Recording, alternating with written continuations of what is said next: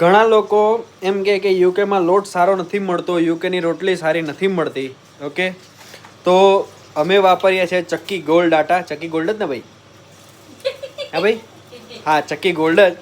તો અમે ચક્કી ગોલ્ડ વાપરીએ છીએ અને એની રોટલી જે ફૂલે છે એ હું તમને લાઈવ બતાવવા જઈ રહ્યો છું. લાઈવ રોટલી ફૂલેલી ઇન ધ યુકે.